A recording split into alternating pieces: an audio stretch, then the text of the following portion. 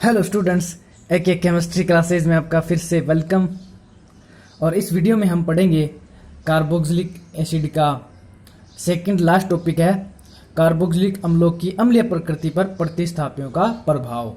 और इसके बाद में एक लास्ट टॉपिक रहेगा कार्बोक्सिलिक अम्लों के उपयोग यूज। तो हम पढ़ रहे हैं कार्बोक्सिलिक अम्लों की अम्लीय प्रकृति पर है दो प्रकार की जो प्रतिस्थापी है उनका प्रभाव रहता है, उनका रोल रहता है। इसमें एक तो है -I प्रभाव वाले प्रतिस्थापी, अगर कार्बोक्सिलिक समूह से जुड़े हुए हों तब तो क्या होती है, अम्लता बढ़ती है। यानी -I प्रभाव वाले समानुपाती अम्लता, यानी ये क्या करते हैं, अम्लता को बढ़ाते हैं। क्यों बढ़ाते हैं? क्योंकि -I प्रभाव वाले समूह अगर किसी कार्बोक्सिलिक समूह से जुड़े हुए हैं तो ये क्या करते हैं, बंद के इलेक्ट्रॉन को अपनी तरफ खींचते हैं। कैसे खींचते हैं देखो, तो एग्जाम्पल के तौर पे अपन ने लिया है क्लोरोएसिटिक अम्ल है। तो इसमें जो क्लोरो समूह है इसका -I प्रभाव होता है। -I का मतलब इलेक्ट्रॉन अपनी तरफ खींचते हैं। तो ये क्या करते हैं, देखो ये जो क्लोरो समूह है कार्बन से जुड़ा हुआ है, ये कार्बन यानी किससे जुड़ा हुआ है, कार्बोक्सिलिक ग्रुप से जुड़ा हुआ है। तो इसका मतलब क्या है कि इस कार्बोक्सिलिक अम्ल में कौन सा समूह है, -I प्रभाव वाला। क्योंकि -I प्रभाव वाला समूह है ये सारे के सारे -I प्रभावी समूह की प्रभाविता का क्रम है। इनमें देखो क्लोरो, इनका क्या -I प्रभाव है। तो ये क्या करेंगे, इलेक्ट्रॉन, ये क्लोरो समूह है, इस CH2 से इलेक्ट्रॉन अपनी तरफ खींचेगा ऐसे। जब इलेक्ट्रॉन CH2 से इधर तो CH2 के इलेक्ट्रॉन की कमी जो वो इससे खींचेगा, वो क्या करेगा, C डबल बॉन्ड O से इलेक्ट्रॉन अपनी तरफ खींचेगा। जब C डबल बॉन्ड O के पास इलेक्ट्रॉन के कम हो जाएंगे तो वो ऑक्सीजन से क्या करेगा, अपनी तरफ इलेक्ट्रॉन खींचेगा। और जब ऑक्सीजन पे इलेक्ट्रॉन कम हो जाएगा तो ये ऑक्सीजन है, इस हाइड्रोजन से इलेक्ट्रॉन अपनी तरफ खींचेगा। तो क्या होगा, ये H है वो इलेक्ट्रॉन देकर के आसानी से क्या हो जाएगा, रिलीज हो जाएगा, आजाद हो जाएगा। और जब H प्लस इलेक्ट्रॉन देके गया तो वो प्लस के रूप में गया है। इसका मतलब है ये -I प्रभाव वाले समूह है वो कार्बोक्सिलिक अम्लों की अम्लता में वृद्धि करते हैं। इनमें से कोई भी समूह ले लेते हैं, वो क्या करेंगे, कार्बोक्सिलिक अम्लों की अम्लीय प्रकृति को बढ़ाएंगे।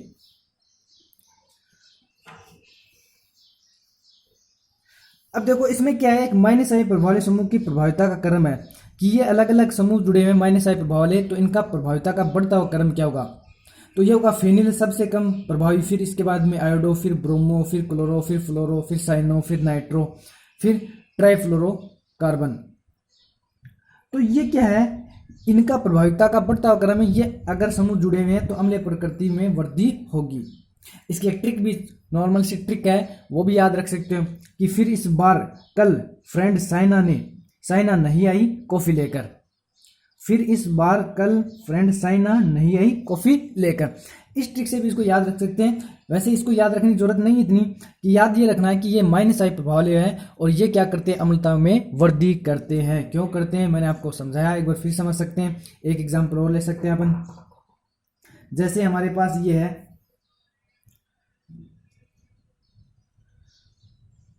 फ्लोरोएसिटिक अम्ल,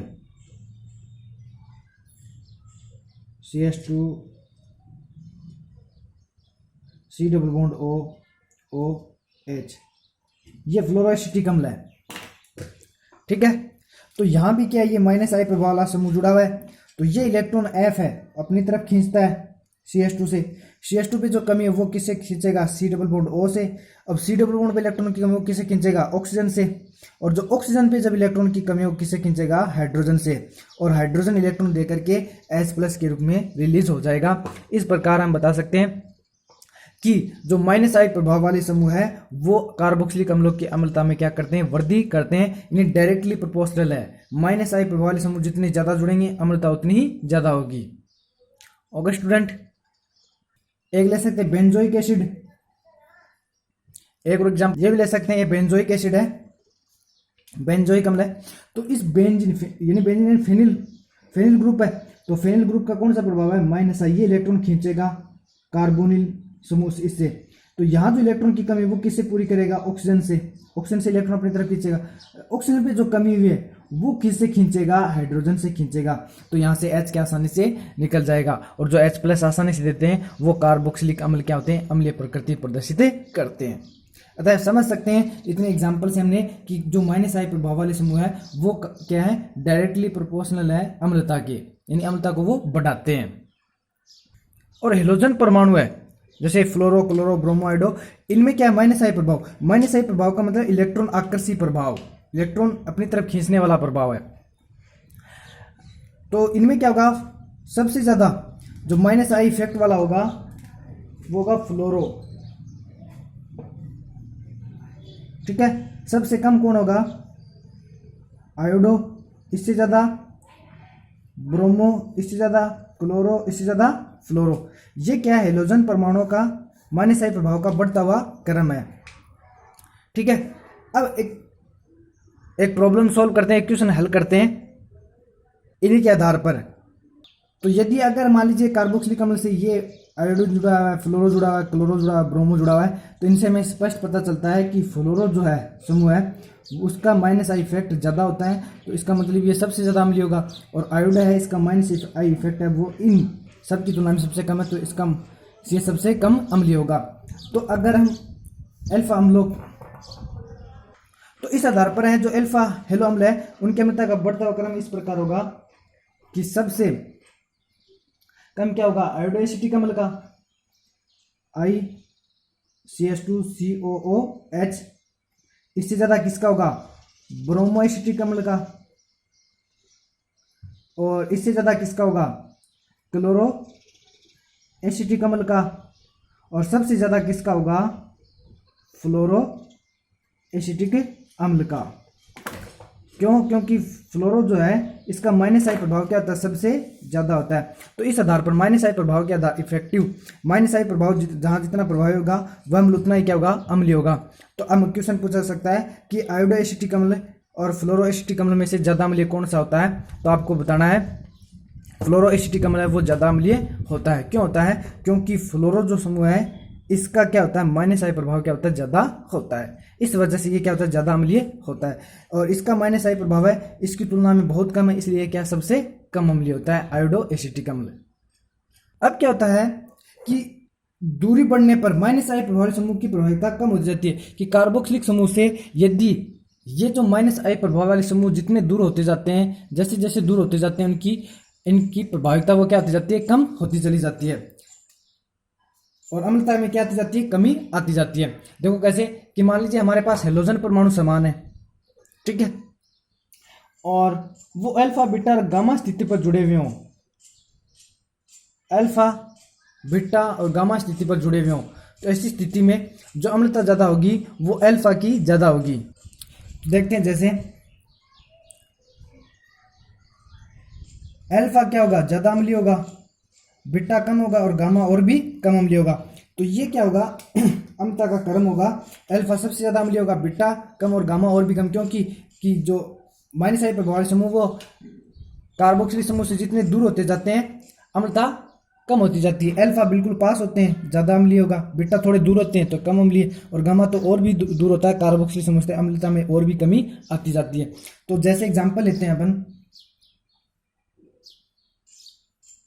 एक तो हमारे पास मान लीजिए अल्फा क्लोरो एसिटिक अम्ल है, एक हमारे पास गामा क्लोरो एसिटिक अम्ल है, सॉरी एक तो हमारे पास अल्फा क्लोरो ब्यूटीरिक अम्ल है, दूसरा बीटा क्लोरो और तीसरा गामा क्लोरो ब्यूटीरिक अम्ल है। इनकी अम्लता का क्रम हमें चेक करना है। तो अभी हमने बताया कि मान लीजिए हमारे पास गामा क्लोरो ब्यूटीरिक एसिड है या ब्यूटीरिक अम्ल है, इससे ज्यादा अम्लीय कौन होगा, गामा से ज्यादा कौन होगा, बीटा। ये कैसे होगा, देखो CH3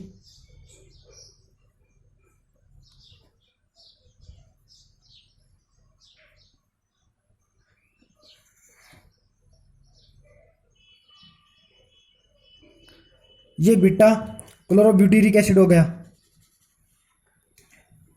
और इससे भी ज्यादा अम्लीय कौन होगा, सबसे ज्यादा होगा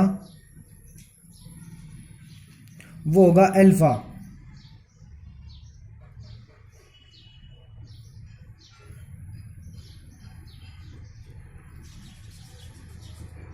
ये हो जाएगा अल्फा।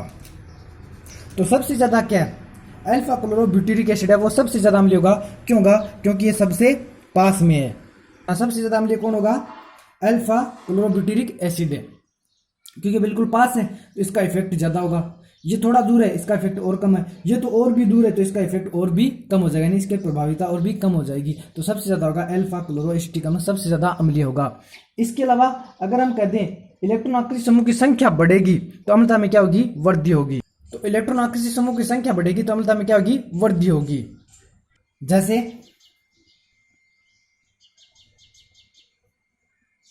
मोनोक्लोरोएसिटिक एसिड है, डाइक्लोरोएसिटिक एसिड है और ट्राइक्लोरोएसिटिक एसिड है। तो Cl CH2COOH, तो इसमें जो माइनस आई प्रभाव समूह कितना जुड़ा हुआ है? एक जुड़ा हुआ है। तो इससे ज्यादा अम्लीय कौन होगा? दो वाला Cl CH COOH। तो ये कितने समूह जुड़े? माइनस आई प्रभाव वाले दो जुड़े हुए। तो डाइक्लोरोएसिटिक अम्ल। इससे ज्यादा कौन सा होगा? ट्राइक्लोरोएसिटिक एसिड, जिसमें 3 Cl समूह जुड़े हुए हो।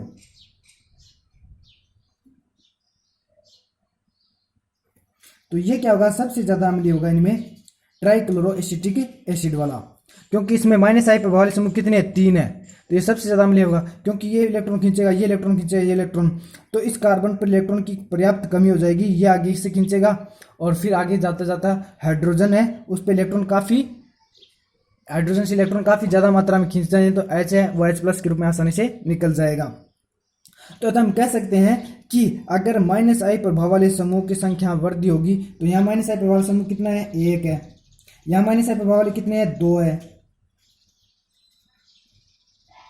माइनस आई कितने हैं? 2। और यहाँ माइनस आई कितने हैं? 3 है। तो ये इसकी अम्लता सबसे ज्यादा होगी।